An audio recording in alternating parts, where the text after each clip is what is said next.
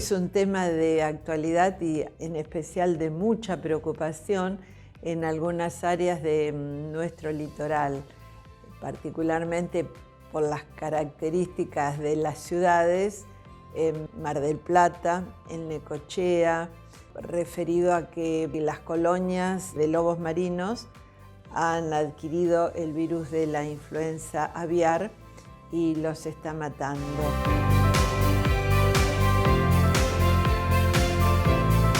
La influenza aviar es la primera vez desde que se conoce este virus que llega al continente americano y que toma todo el continente americano. El continente americano estaba libre de influenza aviar. El conocimiento de la situación en América del Norte, una alerta de la Organización Mundial de la Salud, estamos hablando de finales del año 2022.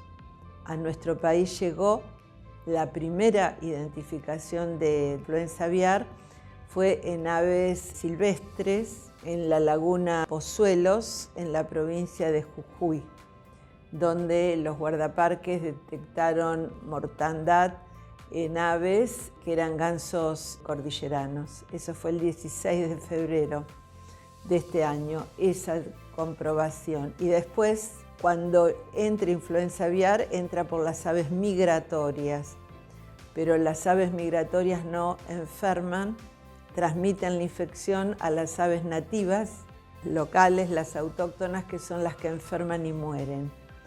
Ante ese hecho hubo una alerta, se extremó la vigilancia en todas las zonas de llegadas de aves migratorias, que hay varias en nuestro país en lo que tiene que ver con la provincia de Buenos Aires. Tenemos llegada de aves migratorias en toda la zona de selva marginal, en Punta Lara. La bahía de San Borombón es un lugar de llegada muy importante, lo mismo que la laguna de San Cayetano.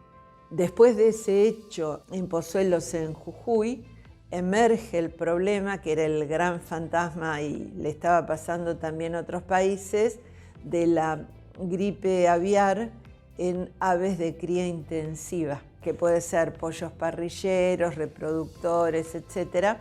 Y esa primera situación nos ocurrió en Río Negro. Esto para comparar, ¿no?, la expansión de Jujuy a Río Negro. Y después siguieron ocurriendo casos en distintas localidades, tanto en cría intensiva como en familias que tenían el gallinero, que técnicamente se llama aves de traspatio.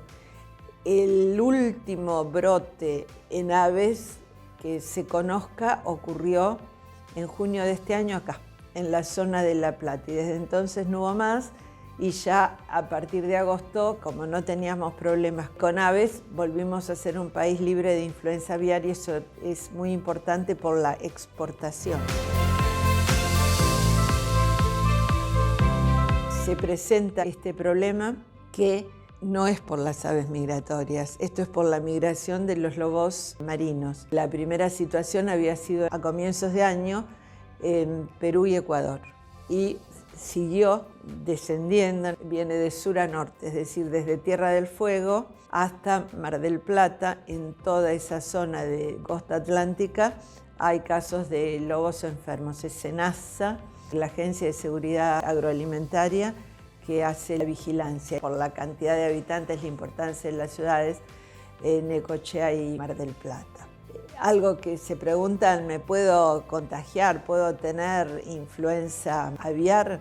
Es muy difícil, porque nuestra vía respiratoria es distinta a la de las aves y habría que tener un contacto muy estrecho para poder enfermarnos. Desde que está el problema de la influenza aviar en las Américas, solamente 3 casos humanos han sido confirmados.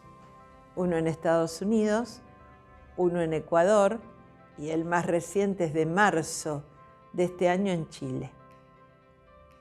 Ese es un aspecto, o sea que es muy difícil la transmisión. Hay casos descritos en el sudeste asiático, en Hong Kong, donde las condiciones habitacionales son totalmente distintas y las personas o las familias prácticamente están conviviendo con los pollos o con las gallinas, ¿no es cierto? No es nuestra situación. Lo que sí preocupa, y por eso se vigila tanto, es que este virus aviar vaya a afectar a cerdos. El cerdo es el gran laboratorio de virus de la gripe en la naturaleza. Y la vía respiratoria del cerdo es similar a la nuestra. Y ya tenemos la lección del 2009 con la pandemia de gripe, que ese virus pandémico de influenza H1N1 del 2009 tenía un componente de influenza aviar del hemisferio norte.